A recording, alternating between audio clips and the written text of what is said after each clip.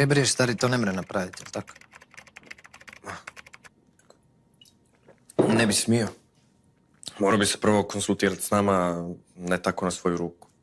Pa da, mislim, tu se i nas neke pita, jel da? Mislim, i ova boca je naša, i ovaj namještaj, i Željka je naša. Bries je podignuo obrvu, gledajući ih ispod oka.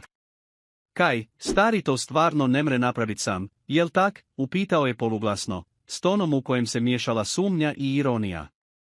Tko? Odzvonilo je s druge strane stola, ali odgovor se već znao.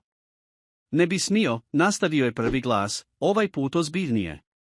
Morao bi se prvo konzultirat s nama, a ne tako radit na svoju ruku. Nismo mi tu da samo gledamo, jel da?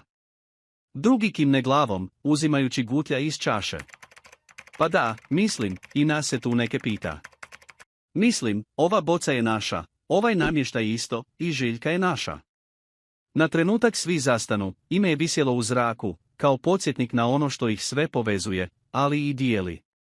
Da, kaže treći, tiše, ali s uvjerenjem. Vjerujem da ćemo se zajedno izvući iz svih problema. Ako smo mogli onako odraditi cijeli onaj posao u bolnici. Svi se sjećaju, to nije bio običan posao. Bilo je to nešto što ih je zauvijek povezalo, iako nitko o tome nije otvoreno govorio. Promlja jedan, pogledavajući druge. Onda, jel imamo dogovor? Kratka tišina, par pogleda, i onda klimanje glavama. Nekaj, reče Bries napokon, ali u njegovu glasu nije bilo potpune sigurnosti. Dogovor je postojao, ali povjerenje, to je već bila druga priča.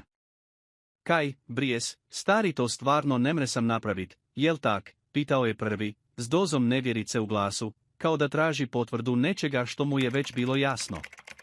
Tko, upita drugi, iako je i njemu bilo jasno o kome se radi. Ne bi smio, nastavi prvi, sada ozbiljnije, uz lagano kucanje prstima po stolu. Morao bi se prvo konzultirat s nama, a ne tak radit na svoju ruku. Pa nismo mi tu samo da šutimo i gledamo. Treći se nadovezao, promrmljavši kroz poluosmijeh, pa da, mislim, tu se i nas neke pita, jel da? Mislim, i ova boca je naša, i ovaj namještaj, i...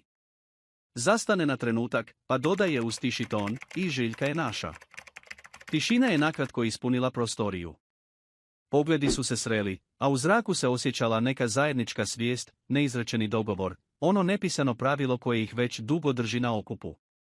Da, progovori napokon onaj što je šutio cijelo vrijeme, tonom punim uvjerenja. Vjerujem da ćemo se zajedno izvući iz svih problema. Ako smo mogli onako odraditi cijeli onaj posao u bolnici, možemo i ovo. Svi su klimnuli glavom. Prisjećanje na taj posao izazvalo je kratki, zajednički pogled razumijevanja, bilo je to nešto što ih je zauvijek povezalo, bez riječi. Promlja jedan od njih, pogledavajući okolo. Onda, imamo dogovor. Kratka stanka, nekoliko dubokih uzdaha, a zatim tihi odgovor.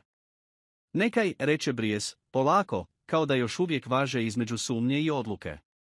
Dogovor je, barem prividno, bio postignut, ali iza tih pogleda i tihih riječi još uvijek se skrivala napetost, nešto neizgovoreno, nešto što će te kasnije pokazati pravu cijenu njihovog saveza.